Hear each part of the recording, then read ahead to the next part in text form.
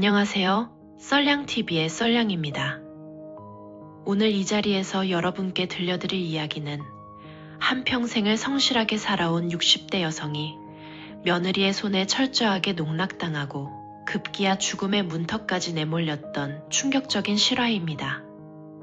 이 이야기를 처음 접했을 때 저는 한동안 멍하니 앉아있을 수밖에 없었습니다. 이게 정말 현실에서 일어난 일인가 싶을 만큼 드라마보다 더 드라마 같은 사연이었거든요. 사랑하는 아들이 결혼을 했습니다. 예쁘고 부침성 좋은 며느리였습니다. 그런데 그 며느리의 집에는 오빠가 함께 살고 있었습니다. 남매 사이라고 했습니다. 아들도 믿었고 어머니도 믿었습니다. 온 가족이 그 말을 의심 없이 받아들였습니다. 그런데 그 오빠는 오빠가 아니었습니다. 그뿐만이 아니었습니다. 손녀라 믿었던 아이가 아들의 아이가 아니었고 며느리와 그 남자가 처음부터 작정하고 접근한 전문 사기꾼이었다는 사실이 밝혀지는 순간 오늘의 주인공은 화장실 문 하나를 사이에 두고 목숨을 지켜야만 했습니다. 오늘의 주인공은 박순례 씨입니다. 현재 60대 초반의 자영업자로 작은 일식집을 운영하며 조용하고 건강하게 살아가고 계신 분이죠. 지금은 이렇게 평온해 보이지만 불과 몇 년 전 박순례 씨가 겪어야 했던 일은 웬만한 범죄 드라마보다 훨씬 더 충격적이었습니다. 며느리는 지금 교도소에 있습니다. 그리고 그 내연남도 마찬가지입니다. 오늘은 그들이 왜 교도소에 가게 됐는지 그 진실을 처음부터 끝까지 천천히 풀어드리겠습니다. 함께 확인하시죠. 여러분, 살면서 한 번쯤은 이런 생각을 해보신 적 있으실 겁니다. 내가 어떻게 살았기에 이런 일이 내 가정에 찾아왔을까? 평생을 성실하게 남에게 해 한 번 끼치지 않고 살아왔는데 왜 이런 일이 나한테 생기는 걸까 하고요. 박순례 씨도 그 질문 앞에 수도 없이 절망에 빠진 적이 있었다고 합니다. 하지만 박순례 씨는 완전히 무너지지 않았습니다. 아니, 정확히는 무너졌다가 다시 일어섰습니다. 그것도 수십 번씩이나요. 이 이야기를 제대로 이해하려면 먼저 박순례 씨가 어떤 삶을 살아온 사람인지부터 알아야 합니다. 왜냐하면 이 사연은 단순히 며느리 외도 이야기가 아니기 때문입니다. 이것은 한 여성이 가난과 상실, 배신을 모두 껴안고 살아온 60여 년의 인생 이야기이기도 합니다. 박순례 씨의 어린 시절은 가난이라는 단어 하나로 요약됩니다. 전쟁의 상흔이 채 가시지 않은 시절, 시골 마을 농가의 딸로 태어난 박순례 씨는 옥수수와 감자로 끼니를 때우며 자랐습니다. 지금이야 옥수수와 감자가 건강식으로 불리지만 그 시절에 그것을 주식으로 먹는다는 건 달리 먹을 것이 없다는 뜻이었죠. 형편이 넉넉한 집이라야 아이들을 학교에 보낼 수 있었는데 남매 중 큰오빠만 학교를 다닐 수 있었고 박순례 씨와 아래 동생들은 부모님의 농사일을 도와야 했습니다. 어린 마음에 그 현실이 너무 힘들고 보잘것없게 느껴졌습니다. 새벽부터 일어나 논밭에 나가 일을 하고 해가 지고 나서야 집으로 돌아오는 나날들이 반복됐습니다. 손이 갈라터지도록 일을 해도 형편은 나아지지 않았습니다. 그러던 어느 날 박순례 씨는 결심했습니다. 이렇게 살다가 이 마을에서 늙어 죽는 건 내가 원하는 삶이 아니라고요.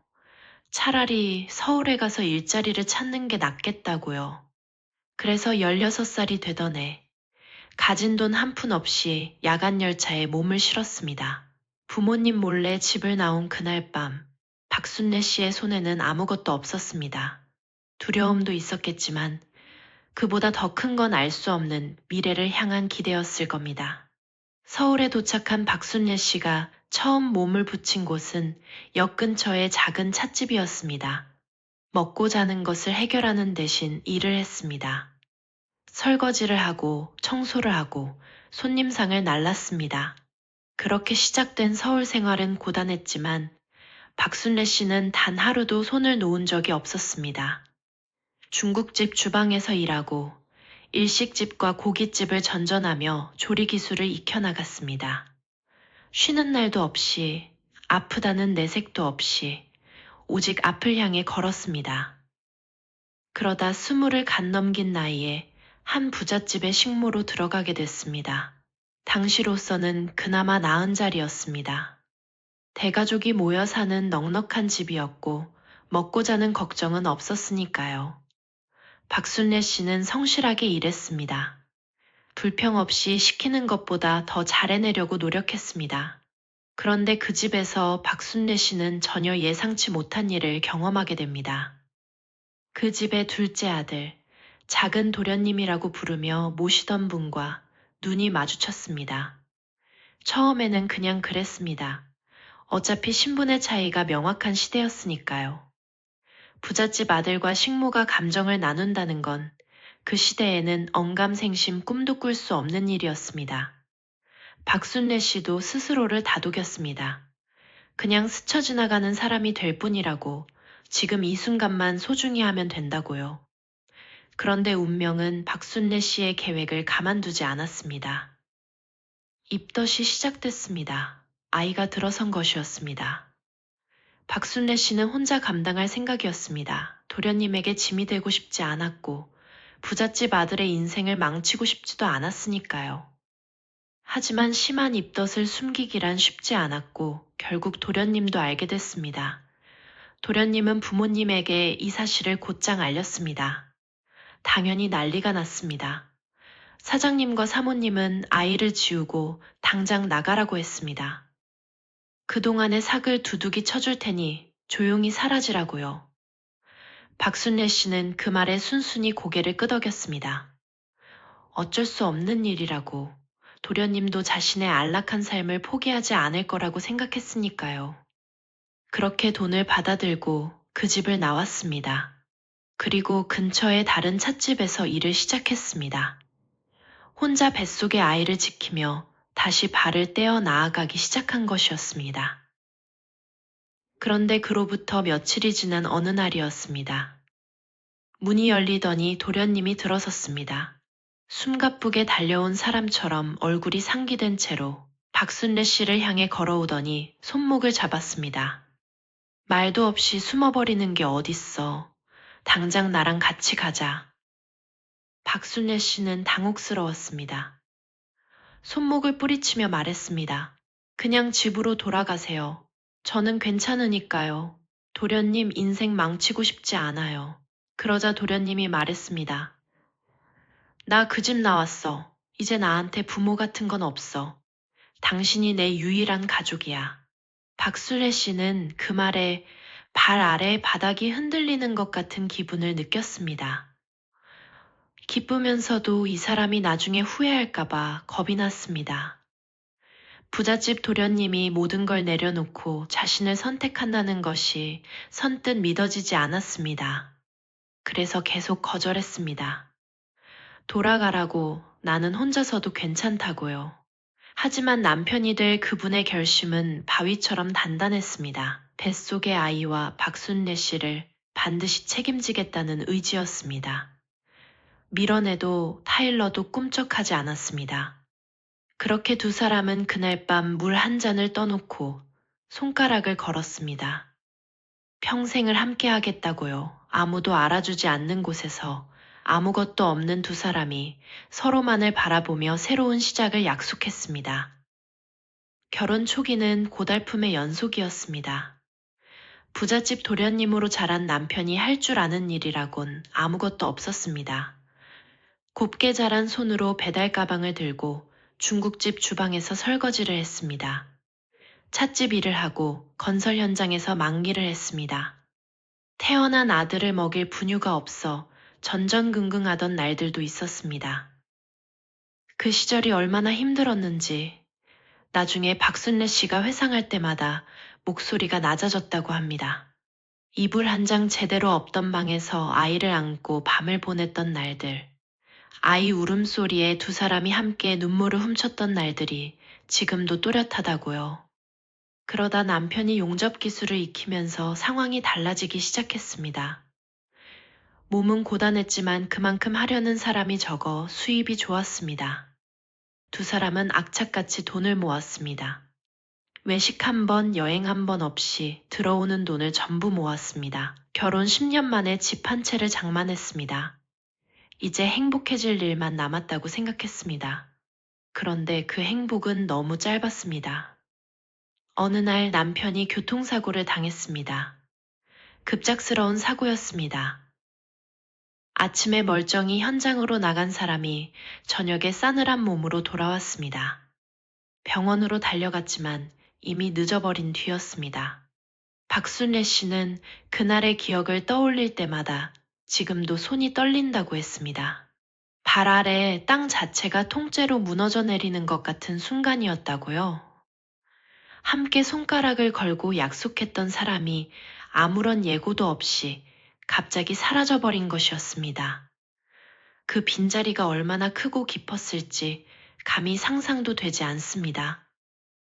자식들을 생각하지 않았다면 박순례 씨는 남편의 뒤를 따라갔을지도 모릅니다. 어리석은 마음이 일어날 만큼 무너졌으니까요. 밤마다 남편의 옷을 붙잡고 소리 없이 울었다고 했습니다. 그 사람이 자주 앉던 자리에 가만히 앉아보기도 했다고요. 그 빈자리가 너무 크게 느껴져서 눈을 감으면 그 사람이 아직 거기 있는 것 같기도 했다고 했습니다. 하지만 아들과 딸이 있었습니다. 엄마라는 이름을 달고 있는 한 쓰러져 있을 수가 없었습니다. 자식들은 아직 어렸고 그 아이들 앞에서 무너지는 모습을 보여줄 수는 없었습니다. 박순례 씨는 다시 일터로 나갔습니다. 평생 해온 식모일이 유일한 기술이었지만 어린 자식 둘을 데리고 남의 집 살림을 하기엔 제약이 많았습니다. 다행히 친척의 소개로 건물 청소 일을 시작하게 됐습니다. 일은 가혹했습니다. 1층부터 12층까지 엘리베이터를 타지 못한 채 매일같이 계단을 오르락내리락 해야 했습니다. 처음엔 그래도 버틸만 했습니다. 그런데 시간이 지나면서 무릎이 시큰거리기 시작했습니다. 나중엔 걷는 것 자체가 고통이 됐습니다. 계단 중간에 서서 몇 분씩 숨을 고르다 올라가는 날도 있었습니다. 병원에 가니 연골이 닳아 당장 일을 그만둬야 한다는 진단이 나왔습니다. 하지만 그럴 수 없었습니다. 무릎을 천으로 칭칭 감고 진통제를 삼키면서 일을 계속했습니다. 자식들이 자는 새벽에 혼자 무릎을 감싸쥐고 욱신거림을 참아냈던 그 시간들, 여러분이라면 어떻게 하셨을까요? 하늘이 그 모습을 보다 못했던 걸까요? 어느 날 박순례 씨에게 기회가 찾아왔습니다. 부동산 시장이 요동치기 시작한 것입니다. 처음엔 남들이 부동산으로 돈을 번다는 얘기를 귀동냥으로만 들었습니다. 그러다 이게 그냥 지나칠 이야기가 아니라는 생각이 들었습니다. 건물 청소를 하면서 번 돈을 아끼고 아껴 모은 자금과 남편이 남겨준 집 한 채가 있었습니다. 일하는 틈틈이 독학으로 부동산 공부를 시작했습니다. 책을 사고 경매 정보를 찾아보고 주변에서 실제로 투자에 성공한 사람들의 이야기를 귀담아 들었습니다. 그리고 과감한 결단을 내렸습니다. 가지고 있던 집을 팔고 수도권의 작은 집 2채를 매입한 것입니다. 주변에서는 위험한 도박이라고 말렸습니다. 하지만 박순례 씨는 밀어붙였습니다. 16에 혼자 야간 열차를 탔던 그 배짱으로요. 그 판단이 맞아 떨어졌습니다. 집값이 2배, 3배로 뛰었고 박순례 씨는 한 채를 정리해 다시 2채를 사는 방식으로 자산을 불려나갔습니다. 정신을 차려보니 통장에는 억 단위의 돈이 쌓여 있었습니다. 무릎을 칭칭 감고 12층 계단을 오르던 그 시절의 박순례 씨는 이제 건물에서 월세를 받는 사람이 됐습니다. 남편 없이도 뒤에 기댈 가족 없이도 2아이를 먹여 살리며 이 자리까지 온 것이었습니다. 자식 농사도 성공적이었습니다. 아들은 명문대를 졸업하고 이름만 들어도 알만한 대기업에 들어갔습니다. 딸은 교대를 나와 선생님이 됐고 좋은 집안과 결혼해 손주까지 셋을 낳았습니다. 박순례 씨는 딸 걱정은 일찌감치 내려놓을 수 있었습니다. 문제는 아들이었습니다. 30이 넘도록 연애 한 번을 제대로 하지 않았습니다. 선을 보라고 해도 강경하게 거절했습니다. 결혼만큼은 자기가 좋아하는 사람과 하겠다는 고집이었습니다. 박순례 씨는 속을 태우면서도 기다렸습니다. 아들이 좋아하는 사람을 스스로 찾아오길 바랐으니까요. 그러다 아들이 30 중반을 넘어갈 무렵 더는 못 기다리겠다 싶어 직접 나섰습니다. 중매쟁이를 통해 좋은 여자들 몇 명을 소개받아뒀으니 한 번만 만나보라고 강하게 얘기했습니다. 그러자 아들이 뜻밖의 말을 꺼냈습니다. 어머니, 실은 만나는 사람 있어요. 한 3개월 됐는데 이번 주말에 집에 데려올게요. 괜찮으시죠? 박순례 씨의 가슴이 두근거렸습니다. 드디어 아들이 장가를 가는구나 싶었습니다. 주말을 손꼽아 기다리며 장을 보고 음식을 준비했습니다. 며느리감이 뭘 좋아하는지는 모르지만 있는 것 중에 가장 좋은 것들로 차려놓고 싶었습니다. 마침내 며느리감이 아들과 함께 집에 들어섰습니다. 한눈에 봐도 예쁜 아가씨였습니다. 눈이 크고 피부가 하얀 게 마치 텔레비전에 나오는 배우 같았습니다. 웃는 것도 어찌나 해사하게 웃는지 집안이 밝아지는 것 같은 느낌이었습니다. 박순례 씨를 보자마자 어머님 너무 늦게 인사드려서 죄송해요. 정말 보고 싶었어요 라며 자연스럽게 애교를 부렸습니다. 거기에 더해 혼자서 자식 둘을 키운 박순례 씨를 대단하다며 치켜세우더니 눈물까지 글썽이는 것이었습니다. 아버님 돌아가시고 어머님이 혼자 오빠랑 동생분까지 키운 거라면서 저라면 못했을 거라고 너무 멋지고 존경스럽다고 했습니다. 솔직히 기분이 나쁘진 않았습니다. 사람 마음이 원래 그렇잖아요. 자기를 알아봐주고 진심으로 대해준다고 느끼면 마음이 열리기 마련이니까요. 그런데 조건이 썩 좋지 않았습니다. 화장품 방문 판매를 한다고 했고 부모님은 어릴 때 사고로 모두 돌아가셨다고 했습니다. 위로 오빠가 한 명 있다고 했습니다. 그 말을 들으며 마음이 살짝 가라앉는 걸 느꼈는데 바로 그때 며느리감이 무심코 한마디를 흘렸습니다. 뱃속에 있는 저희 아이한테도 그 사랑을 물려주는 게 꿈이고요. 박순례 씨는 그 말에 귀를 의심했습니다. 며느리감이 당황해서 얼굴이 하얗게 질리는 사이 아들이 긴 한숨을 내쉬며 말했습니다. 어머니, 이 사람 임신했어요. 이제 6주 됐어요. 박순례 씨의 머릿속이 하얘졌습니다. 결혼도 하기 전에 임신이라니 화가 먼저 치밀어 올랐습니다. 그런데 그 순간 오래전 자신의 모습이 눈앞에 어른거렸습니다. 부잣집 식모였던 시절, 뱃속에 아이를 품고 쫓겨나던 젊은 날의 자신이요. 그때 사모님에게 들었던 모진 말들이 아직도 가슴 한켠에 박혀 있었습니다. 차마 같은 말을 할 수가 없었습니다. 아이를 지우라거나 당장 나가라거나 하는 말은요. 하늘이 주신 귀한 생명인데 낳아야지. 배가 더 불러오기 전에 서두르자. 며느리감은 그 말에 석고상처럼 굳어 있다가 긴장이 풀린 듯 울먹이며 머리를 숙였습니다. 감사합니다. 정말 감사해요. 라는 말을 거듭 반복하면서요. 박순례 씨는 그 모습을 보며 그나마 다행이다 싶었습니다. 이렇게 해서라도 아들이 결혼을 하는 것이 낫다고 생각했습니다. 그런데 하나 마음에 걸리는 것이 있었습니다.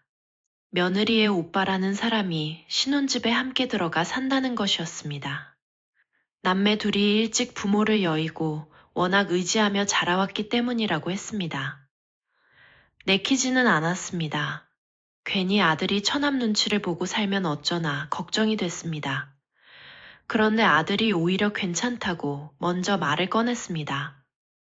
어머니, 저 일이 바빠서 임신한 그 사람 혼자 두는 게 마음에 걸렸거든요. 형님이 곁에서 보살펴주면 마음이 놓이죠.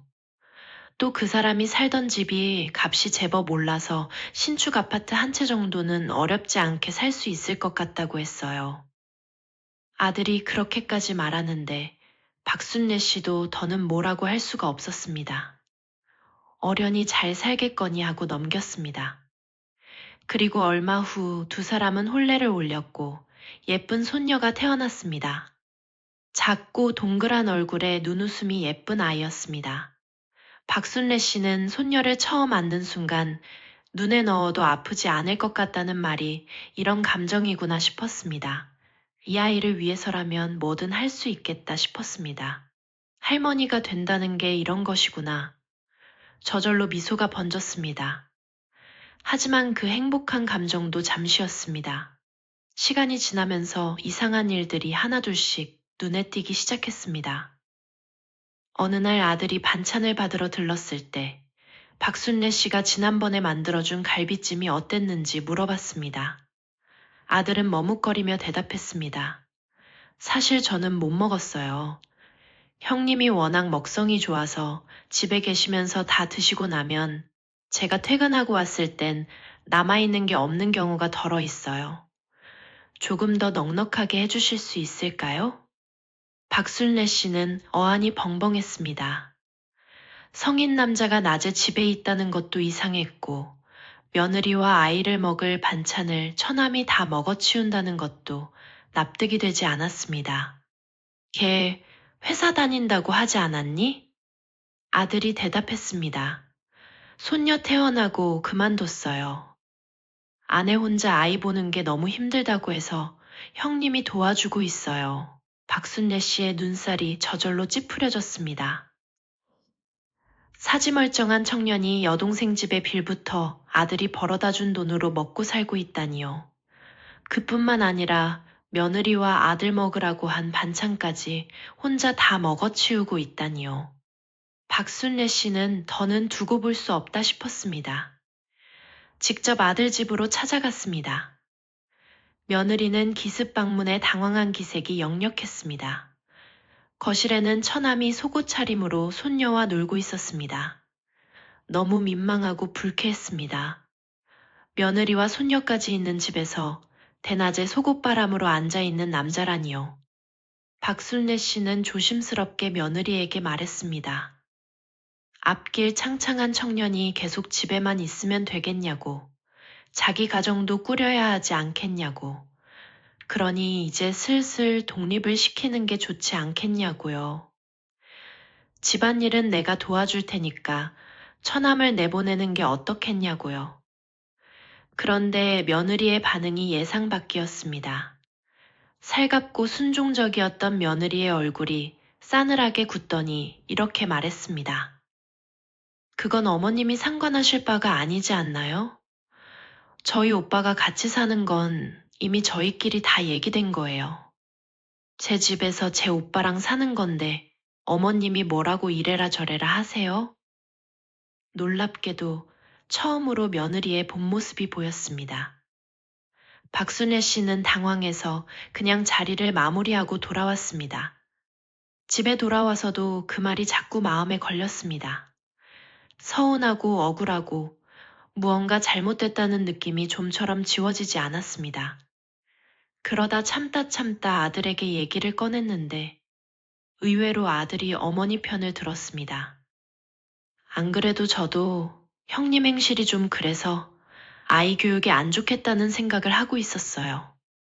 어머니 말씀 듣고 나니 더 마음이 확고해지네요. 제가 얘기해 볼게요. 아들은 집으로 돌아가 처남의 독립 문제를 꺼냈습니다. 며느리는 격하게 반발했습니다. 이혼 얘기까지 나왔다고 했습니다. 하지만 이번만큼은 아들이 물러서지 않았습니다. 아이가 태어난 뒤로 딸바보가 된 아들은 아이의 환경을 생각해서라도 이건 바꿔야 한다는 생각이었습니다. 결국 신혼집 근처의 작은 빌라로 처남을 독립시키기로 합의가 이뤄졌습니다. 처남은 마음이 상했는지 한동안 연락이 뜸했습니다. 박순례 씨는 그나마 미안한 마음에 아들 내외 반찬을 만들 때 처남 것까지 따로 챙겨 보냈습니다. 그렇게라도 조금 마음을 풀어주고 싶었습니다. 그렇게 시간이 흘러 다시 일상이 안정되는가 싶었습니다. 그런데 그날이었습니다. 평소처럼 아들 집으로 가려고 나서는데 며느리에게서 전화가 걸려왔습니다. 아들이 지방 출장이 생겼고 자신도 손녀를 데리고 친구 집에 가 있겠다는 것이었습니다. 오늘은 오실 필요 없다고요. 말이 끝나기가 무섭게 전화가 툭 끊어졌습니다. 이미 외출 준비를 마치고 집을 나선 터였습니다. 며칠 청소를 못한 집이 걱정도 됐습니다. 그래서 그냥 아들 집으로 향했습니다. 며느리도 없고 아들도 없는 집이니 오히려 구석구석 청소하기 더 좋겠다 싶었습니다. 도착해서 청소부터 시작했습니다. 거실, 주방, 화장실, 방마다 구석구석 닦고 나니 어느덧 오후가 됐습니다. 슬슬 돌아가려는데 세탁기 돌리는 것을 깜빡했다는 것을 깨달았습니다. 뒤늦게 세탁기를 돌려놓고 빨래가 끝나길 기다리다 심심해진 박순례 씨는 그동안 손을 못 댔던 창고방을 정리하기로 했습니다. 상자들을 하나씩 열어보다 먼지가 두껍게 쌓인 앨범 하나가 나왔습니다. 아들의 어린 시절 앨범이었습니다. 결혼하고 독립하면서 박순례 씨가 챙겨준 것이었는데 아직 풀어보지도 않은 것 같았습니다. 한 장 한 장 넘기다 보니 온갖 생각이 밀려왔습니다. 이렇게 잘 자라줘서 고맙다는 생각, 아직도 잠도 못 자고 밥도 못 챙겨 먹으며 일한다는 게 안쓰럽다는 생각, 언제 이렇게 컸나 싶은 생각이요. 그러다 눈꺼풀이 무거워지더니 그만 까무룩 잠이 들어버렸습니다. 얼마나 지났을까요? 현관 쪽에서 소란스러운 소리가 들려오며 박순례 씨는 눈을 떴습니다. 며느리가 돌아온 것 같았습니다. 얼른 나가야겠다 싶어 몸을 일으키는데 들려오는 목소리가 이상했습니다. 며느리의 목소리이긴 했는데 말투가 평소와 달랐습니다. 애교 섞인 속삭임이었습니다. 그리고 그것은 분명히 전화통화였습니다. 오빠, 우리 남편 오늘 출장 갔어. 애도 친구 집에 맡겼으니 일로 와. 오랜만에 집에서 보자. 박순례 씨의 몸이 굳어버렸습니다. 즉시 나가서 따지고 싶었습니다. 하지만 뭔가를 직감했습니다. 지금 당장 나가는 것보다 두 눈으로 확실히 확인하는 게 맞다는 생각이 들었습니다. 박순례 씨는 다시 상자 뒤로 몸을 숨겼습니다. 심장이 귀에서 울리는 것 같았습니다. 손바닥에 땀이 났습니다. 숨소리조차 내지 않으려 입을 틀어막았습니다. 시간이 흘렀습니다. 1분이 10분처럼 느껴졌습니다. 잠시 후 현관문이 열리는 소리가 났습니다. 며느리의 들뜬 목소리가 들려왔습니다. 오빠 왔어? 이 집에서 만나는 건 오랜만이네. 남자의 목소리가 틀림없었습니다. 맞아, 물 한 잔만 줘. 왜 이렇게 목이 타냐? 며느리가 말했습니다. 잠깐 기다려. 어머님이 만들어 놓은 식혜 있을 거야. 그거 줄게. 그러자 남자가 말했습니다. 아, 그 꼴 보기 싫은 할망구. 아직도 여기 들락날락거려? 비위도 좋다. 그냥 식모 부리는 거지 뭐. 집안일 대신해줘. 반찬 만들어다 줘. 얼마나 편해. 그 말에 박순례 씨의 눈에서 눈물이 솟구쳐 올랐습니다. 식모. 그 단어가 가슴에 칼처럼 박혔습니다. 아들 내외를 위해 새벽부터 장을 보고 반찬을 만들고 청소를 하고 손녀 어린이집 등하원까지 시키던 박순례 씨를 두고 하는 말이었습니다. 밥도 제대로 못 챙기는 아들을 걱정해 새벽에 음식을 만들어 챙겨다 주던 사람이었습니다. 입덧이 심하다는 며느리를 위해 며느리가 좋아하는 반찬을 따로 만들어 보내던 사람이었습니다. 그럼 박순례 씨를 두고 식모라고 했습니다. 그런데 그 남자의 목소리가 너무나 익숙했습니다. 독립시킨 처남이었습니다. 오빠라고 불렀던 그 사람이었습니다. 박순례 씨는 온몸이 얼어붙는 것 같았습니다. 독립시킨 처남을 왜 남편 없는 날 집으로 불러들이는 걸까? 그 의문과 함께 이미 머릿속에선 답이 그려지고 있었습니다. 하지만 확인해야 했습니다. 두 눈으로 직접 확인해야만 했습니다. 이것이 오해일 수도 있다는 한 가닥의 희망을 붙잡으면서요. 얼마간의 시간이 더 흘렀습니다. 부엌에서 요란하게 먹고 마시는 소리가 들리다가 두 사람이 안방으로 들어가는 발소리가 났습니다. 샤워하는 소리가 들려왔습니다. 이때다 싶었습니다. 박순례 씨는 숨소리를 죽이고 창고 방문을 열었습니다. 거실은 불이 꺼져 있었고 안방에서만 은은한 조명이 새어나왔습니다.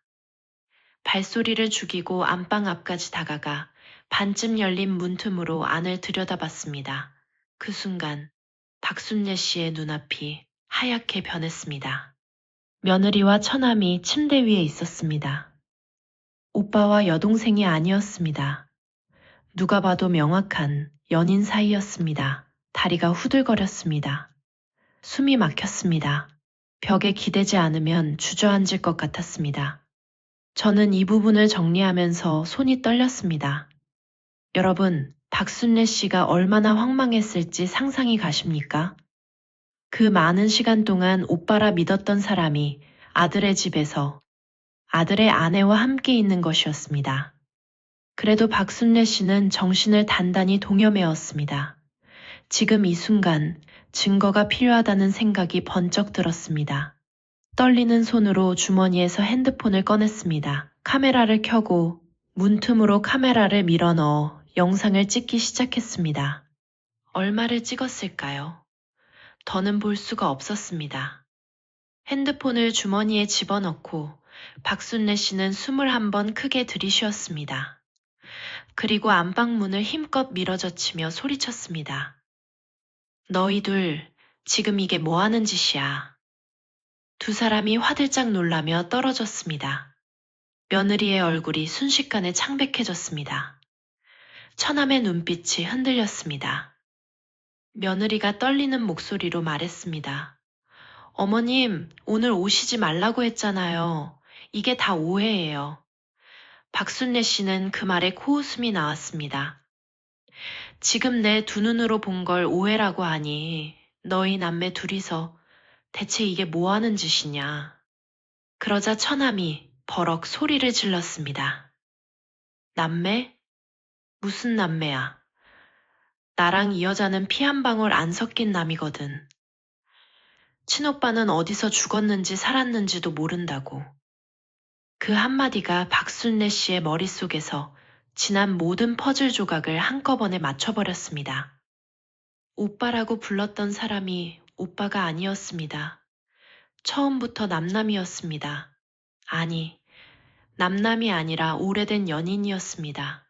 그렇다면 이 집에 함께 살겠다고 고집을 부렸던 것도, 일을 그만두고 집에 머문 것도, 며느리가 독립을 결사반대했던 것도 전부 이유가 있었던 거였습니다. 퍼즐이 맞춰지는 속도만큼 배신감도 빠르게 온몸을 타고 흘렀습니다. 박순례 씨는 그 자리에서 바로 아들에게 전화했습니다. 며느리가 핸드폰을 낚아채 전화를 끊으려 했지만 박순례 씨는 이미 말을 해버린 뒤였습니다. 아들이 달려오겠다고 했습니다. 그 사이 처남의 태도가 돌변했습니다. 처음엔 당황한 기색이더니 이제는 냉랭하게 박순례 씨를 노려보기 시작했습니다.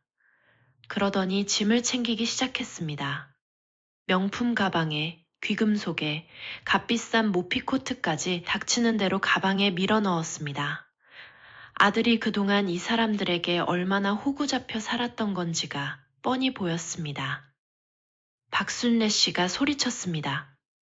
어딜 도망가려고. 이건 사기야. 범죄라고. 경찰 오기 전엔 한 발짝도 못 나가. 그러자 처남이 코를 훌쩍이며 달려들었습니다. 박순례 씨의 멱살을 낚아채 들어올렸습니다. 숨이 막혔습니다. 눈앞이 흐릿해졌습니다. 발이 땅에서 떠올랐습니다. 이 할망구가 입만 살아가지고 사기죄가 어쩌고 하는데 차라리 잘 됐네. 깜방 가기 전에 놓친 내 하나 보내고 간다고 해서 뭐가 달라지겠어? 점점 숨이 꺼져가는 것 같았습니다. 눈앞이 검어졌습니다. 이대로 정말 죽는구나 싶었습니다. 아들 얼굴이 스쳐 지나갔습니다. 손녀 얼굴이 스쳐 지나갔습니다. 그런데 바로 그 순간 처남의 몸이 갑자기 뒤로 나동그라졌습니다. 멱살을 쥐고 있던 손이 풀렸습니다. 박순례 씨는 무릎을 꿇으며 헐떡였습니다. 어머니, 괜찮으세요? 아들이었습니다.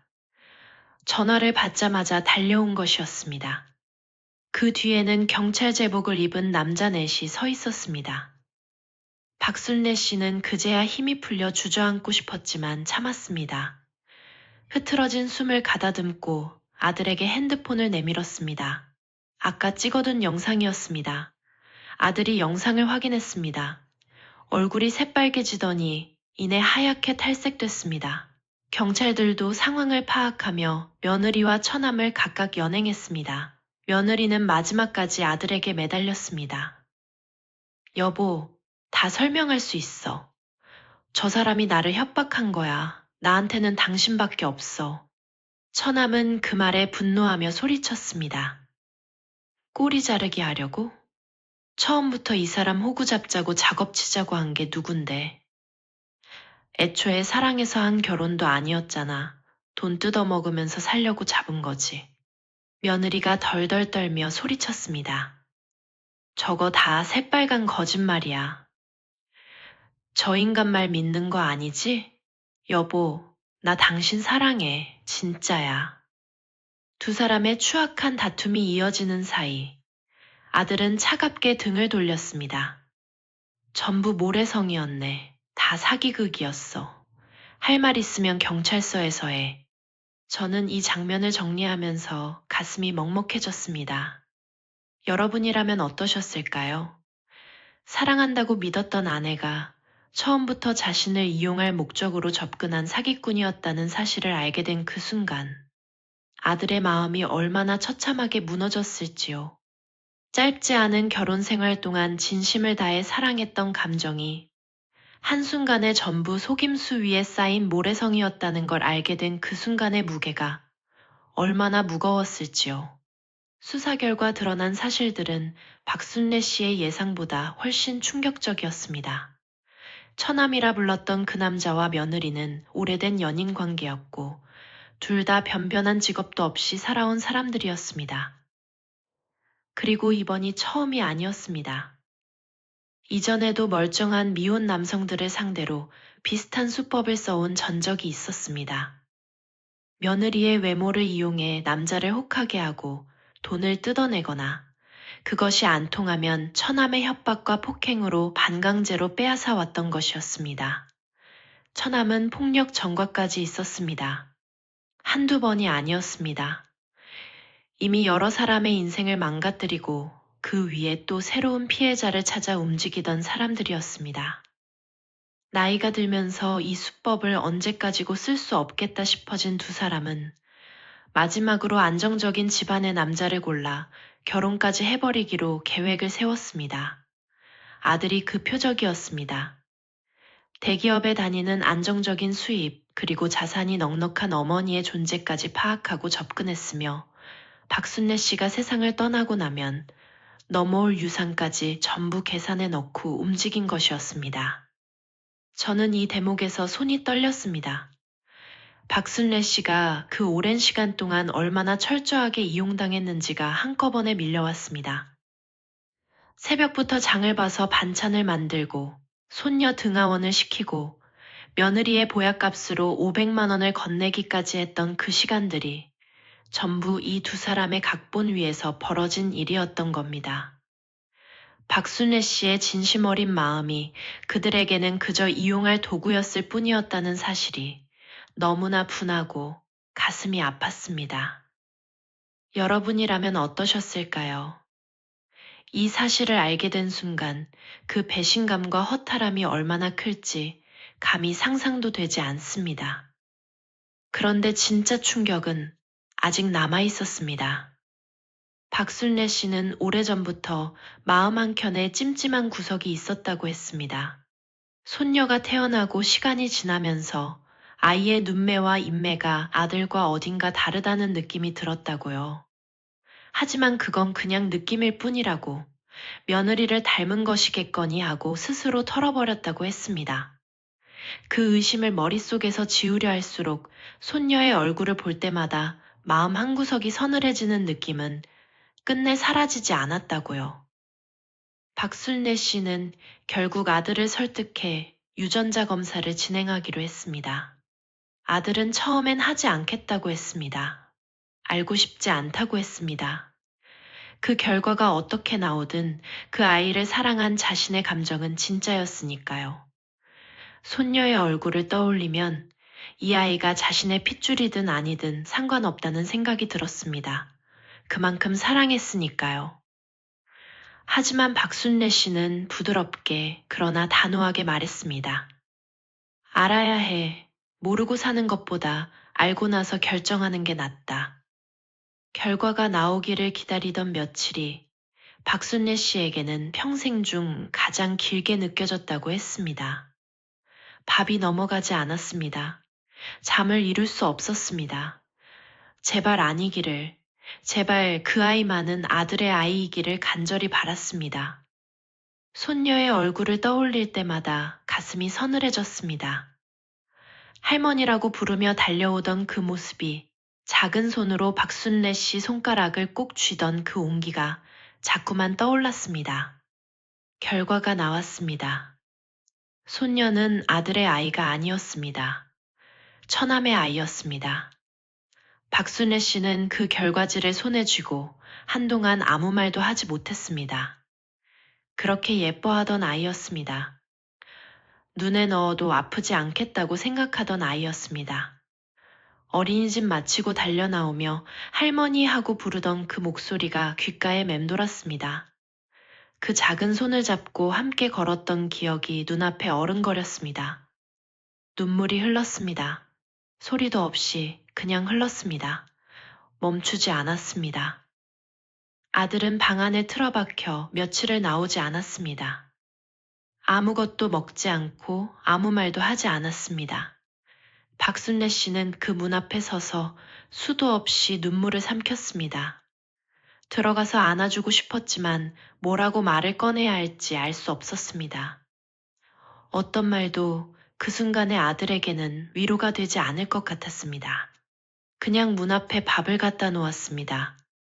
아들이 좋아하는 된장찌개와 계란말이였습니다. 먹으라는 말도 하지 않았습니다. 그냥 놓고 왔습니다. 그것이 박순례 씨가 할 수 있는 전부였습니다. 다음 날 그릇이 비어 있었습니다. 박순례 씨는 그 빈 그릇을 보며 처음으로 안도했습니다. 살아있구나, 먹었구나, 아직 버티고 있구나. 그것만으로도 충분했습니다. 그릇을 손에 들고 박순례 씨는 한동안 그 자리에 서 있었다고 했습니다. 눈물이 또 났지만 이번엔 조금 다른 눈물이었습니다. 슬픔이 아니라 안도와 감사가 뒤섞인 눈물이었습니다. 그렇게 며칠이 지나고 아들이 방문을 열고 나왔습니다. 며칠 사이에 눈이 퀭하게 들어가 있었고 수염이 덥수룩하게 자라 있었습니다. 박순례 씨는 아무 말 하지 않고 부엌으로 가서 밥을 차렸습니다. 아들이 식탁 앞에 앉아 한동안 밥그릇만 내려다보다가 입을 열었습니다. 어머니, 제가 너무 어리석었어요. 죄송해요. 박순례 씨는 대답 대신 국을 더 떠다 아들 앞에 놓았습니다. 그리고 조용히 말했습니다. 어리석은 게 아니야. 내가 진심으로 사랑한 거지. 그쪽이 나쁜 거야. 네 잘못 없어. 아들이 숟가락을 들었습니다. 한 숟가락, 두 숟가락, 밥 한 공기를 다 비웠습니다. 박순례 씨는 그 모습을 보면서 이제 됐다 싶었습니다. 이 아이가 다시 밥을 먹는 한 다시 일어설 수 있을 거라고 믿었습니다. 남편도 그랬고 박순례 씨 자신도 그랬으니까요. 쓰러졌다가 다시 밥을 먹고 다시 일어서는 것. 그게 이 집안의 방식이었습니다. 법적 절차도 차근차근 진행됐습니다. 박순례 씨와 아들은 변호사를 선임해 혼인 무효 소송을 제기했습니다. 처음부터 사기로 이루어진 결혼이었기에 단순 이혼이 아닌 혼인 취소 소송이었습니다. 며느리 측에서 온갖 변명을 늘어놓으며 소송을 지연시키려 했지만 촬영된 동영상 증거와 수사 과정에서 드러난 사기 정황이 너무나 명확했습니다. 지리한 법적 다툼 끝에 며느리의 유책 사실이 인정되어 소송에서 승소했고 아들은 깨끗하게 호적을 정리할 수 있었습니다. 결혼했다는 기록 자체가 말소됐습니다. 아들의 인생에서 그 결혼은 없었던 일이 된 것이었습니다. 형사소송도 병행했습니다. 며느리와 처남을 사기죄로 고소했습니다. 수사 과정에서 이전의 범행까지 전부 드러났고 피해자들의 진술도 이어졌습니다. 처남이 박순례 씨를 직접 위협하고 신체적 폭력을 가한 사실도 증거로 남았습니다. 결국 두 사람 모두 법원에서 상당한 형량을 선고받았습니다. 며느리와 처남은 현재 교도소에 수감 중입니다. 언젠가는 형기를 마치고 세상 밖으로 나오겠지만 박순례 씨는 두렵지 않다고 했습니다. 혹시 모를 보복에 대비해 법적 조치를 철저하게 해뒀고 변호사와도 지속적으로 연락을 유지하고 있다고요. 그리고 그 두 사람이 나온다 한들 제대로 된 삶을 살 수 있겠냐고 했습니다. 평생 남을 등쳐먹는 것밖에 해온 게 없는 사람들이 결국 또 비슷한 일을 저지르다 다시 깜방에 가거나 밑바닥 인생을 전전하거나 둘 중 하나일 거라고요. 그 말에 씁쓸함이 배어 있었지만 동시에 단단함도 느껴졌습니다. 더 이상 그 사람들 때문에 자신의 평온함을 흔들리게 두지 않겠다는 의지였습니다. 손녀는 처남의 부모, 그러니까 그 남자의 친부모가 거두었습니다. 형편이 넉넉하지 않은 분들이었지만 하나뿐인 손녀를 외면할 수 없다며 직접 키우겠다고 나섰습니다. 박순례 씨는 그 소식에 마음이 복잡했습니다. 한때 그렇게 사랑했던 아이였으니까요.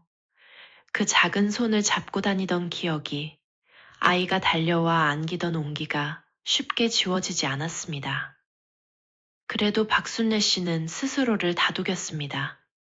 이쯤에서 정을 떼야 한다고 그 아이가 자라나면서 혼란스러워하지 않으려면 차라리 깨끗하게 거리를 두는 것이 맞다고요. 하지만 마음 한켠에는 여전히 그 아이가 남아있다고 했습니다. 그 아이에게 무슨 죄가 있겠냐고, 다 어른들의 잘못으로 생겨난 일인데 가장 억울한 건 그 아이라고요. 처남의 부모가 혹여 어떤 사정이 생기는 날에는 그때는 자신이 다시 손을 내밀지도 모르겠다고 했습니다. 그 마음이 박순례 씨의 마음을 더 아프게 만들었다고 합니다. 건너 건너 들은 소식으로는 아직까지 그 아이를 잘 키우고 있다고 했습니다. 박순례 씨는 그 소식에 가슴 한켠이 조금 놓이는 것 같았다고 했습니다. 그렇게 폭풍 같은 시간이 지나고 나서 박순례 씨의 삶은 천천히 다시 자리를 잡기 시작했습니다. 아들도 조금씩 회복해 나갔습니다. 밥을 먹기 시작하더니 출근을 하기 시작했고 웃음이 돌아왔습니다. 처음에는 작게, 어색하게, 하지만 분명히 웃었습니다. 박순례 씨는 그 웃음을 볼 때마다 하늘에 있는 남편 생각이 났다고 했습니다. 그 사람도 분명히 이 아이를 내려다보고 있겠거니 싶어서요. 잘 버텨줘서 고맙다고, 아버지를 닮아 결국은 일어서는구나 싶었다고요. 그리고 시간이 더 흐른 뒤 아들이 새로운 사람을 만났습니다. 한 번 결혼에 실패한 아픔이 있는 분이었습니다. 박순례 씨는 처음엔 걱정이 됐습니다. 이혼한 사람은 그만한 이유가 있지 않겠냐고. 전 며느리와의 기억이 아직 생생한데 또 상처를 받으면 어쩌냐고요. 한 번 당한 것도 가슴이 저릿한데 또다시 아들이 힘든 일을 겪는다면 박순례 씨 자신이 버틸 자신이 없었습니다. 하지만 아들의 눈빛이 달랐습니다.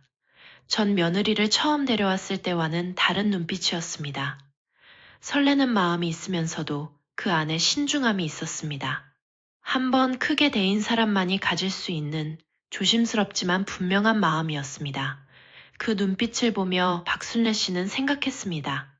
이 아이가 이제는 사람을 제대로 볼 줄 알게 됐구나 싶었습니다. 새 며느리는 첫 만남부터 달랐습니다. 화려하게 치장하거나 억지로 애교를 부리지 않았습니다. 대신 박순례 씨를 바라보는 눈빛이 진심이었습니다. 과장 없이, 꾸밈 없이 그냥 있는 그대로 대했습니다. 박순례 씨가 말하면 귀 기울여 들었고 의견을 물어봤습니다. 어른을 어른으로 대했습니다. 처음 인사를 나누는 자리에서 새 며느리가 말했습니다. 어머님, 저도 한번 힘든 일이 있었던 사람이에요. 그래서 어머님이 얼마나 힘드셨을지 조금은 알 것 같아요. 앞으로 잘 부탁드려요. 그 말이 박순례 씨의 가슴에 깊이 박혔습니다. 자랑하거나 포장하지 않고 자신의 아픔도 솔직하게 꺼내놓으며 진심으로 다가오는 사람이었습니다. 야무지고 똑부러진 구석도 있었습니다. 집안일도 척척 해냈고 아들을 진심으로 챙겼습니다. 교사 집안 출신이라 예절도 바르고 생각도 깊었습니다. 무엇보다 박순례 씨를 무시하거나 부담스러워하는 기색이 없었습니다. 무언가를 결정할 때마다 먼저 어머니 의견이 어떠시냐고 물었습니다. 그것이 형식적인 것이 아니라 진짜로 박순례 씨의 생각이 궁금해서 묻는 것이라는 게 느껴졌습니다. 박순례 씨는 그새 며느리를 보면서 처음으로 진짜 며느리를 얻은 것 같다는 생각이 들었다고 했습니다. 예쁘거나 조건이 좋아서가 아니라 사람이 진심이라는 것이 느껴졌기 때문이라고요. 전 며느리는 겉으로는 완벽해 보였지만 속이 텅 빈 사람이었습니다. 새 며느리는 겉으로는 소박했지만 안에 진심이 가득한 사람이었습니다. 박순례 씨는 사람을 보는 눈이 그렇게 달라졌다고 했습니다. 겉모습이 아니라 그 사람의 진심이 어디를 향하는지를 보게 됐다고요. 그리고 박순례 씨는 현재 작은 일식집을 운영하고 있습니다. 젊은 시절 닦아온 실력으로 직접 주방에 들어서는 건 아니고 주방장을 따로 두고 경영만 맡고 있습니다. 나름 입소문이 나서 찾는 손님들이 제법 있습니다. 직원들 월급 주고 나면 크게 남는 건 없지만 건물이 자기 명의라 임대료 걱정은 없습니다.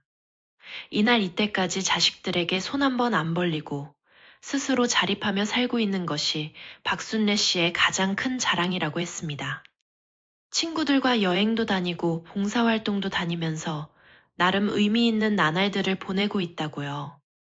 16의 빈손으로 야간 열차에 올랐던 그 소녀가 이제는 손에 무언가를 쥔 채 유유히 세상을 걷고 있는 것이었습니다. 무릎을 칭칭 감고 12층 계단을 오르던 사람이, 며느리와 처남의 사기극에 목숨까지 위협받았던 사람이 지금은 이렇게 조용하고 단단하게 자기 자리를 지키고 있었습니다. 그리고 이 사연의 마지막에 박순례 씨가 이렇게 말했습니다. 이렇게 사연을 보내고 나니 지금 새 며느리가 새삼 참 고맙고 소중하게 느껴지네요. 오늘은 제가 먼저 전화해서 안부를 물어야겠어요. 저는 이 마지막 문장에서 많은 생각이 들었습니다. 그토록 처참한 배신을 겪고도, 그토록 많은 것을 잃고도 또다시 사람을 향해 먼저 손을 내밀 수 있는 사람. 원망하고 닫아버릴 수도 있었는데 박순례 씨는 오히려 먼저 전화를 하겠다고 했습니다. 그게 쉬운 일이 아닙니다. 한번 크게 데이고 나면 다시 마음을 여는 것이 얼마나 두렵고 어려운 일인지 우리 모두 알고 있으니까요. 그 두꺼운 벽을 스스로 열어젖히는 일이 얼마나 용기 있는 일인지요. 그래서 저는 박순례 씨가 참 대단하다고 생각했습니다. 가난 속에서 자라 혼자 상경한 것도, 남편을 잃고 홀로 두 아이를 키워낸 것도, 무릎이 닳도록 일하며 부동산으로 인생을 역전시킨 것도 대단하지만 그 모든 배신을 겪고 나서도 다시 따뜻하게 살아가는 것이야말로 가장 용기 있는 일이 아닐까 싶습니다. 박순례 씨가 문을 열었기 때문에 새 며느리가 들어올 수 있었고 그 따뜻함을 다시 느낄 수 있었습니다. 여러분, 살다 보면 믿었던 사람에게 상처를 받는 일이 생깁니다. 그게 가족일 수도 있고, 오랜 친구일 수도 있고, 사랑하는 사람일 수도 있습니다. 그 상처가 너무 깊어서 다시는 사람을 믿지 않겠다고 다짐하게 될 때도 있죠. 그 마음 충분히 이해합니다. 그리고 그 다짐이 틀린 것도 아닙니다. 하지만 오늘 박순례 씨의 이야기를 통해 한 가지만 기억해 주셨으면 합니다. 배신한 사람은 한 명이어도 세상엔 그렇지 않은 사람이 훨씬 더 많다는 것을요. 그 한 명 때문에 나머지 모든 사람에게 마음의 문을 닫아버리는 건 결국 나 자신을 가장 외롭게 만드는 일이라는 것을요. 박순례 씨가 문을 열었기 때문에 진심 어린 새며느리를 만날 수 있었고 아들도 다시 행복해질 수 있었습니다. 닫힌 문 너머에는 아무것도 들어오지 못합니다. 좋은 것도, 따뜻한 것도요. 여러분도 지금 누군가에게 마음의 문을 닫고 계신다면 오늘 박순례 씨의 이야기가 작은 위로가 됐으면 좋겠습니다. 배신당했던 그 기억이 여러분의 남은 삶 전체를 지배하게 두지 마세요. 그 아픔은 충분히 느끼되 거기서 멈추지 않는 것. 그것이 박순례 씨가 온몸으로 보여준 삶의 방식이었습니다. 오늘 이 사연이 마음에 남으셨다면 구독과 좋아요, 알림 설정까지 꼭 눌러주시기 바랍니다. 여러분 한 분 한 분의 응원이 썰량TV를 만들어가는 가장 큰 힘의 원동력입니다. 혹시 여러분 주변에도 혹은 여러분 자신에게도 세상에 알리고 싶은 이야기가 있으시다면 언제든지 커뮤니티나 저희 유튜브 채널 이메일을 통해 사연을 보내주세요. 보내주시는 모든 사연은 소중하게 읽겠습니다. 지금까지 썰량TV의 썰량이었습니다.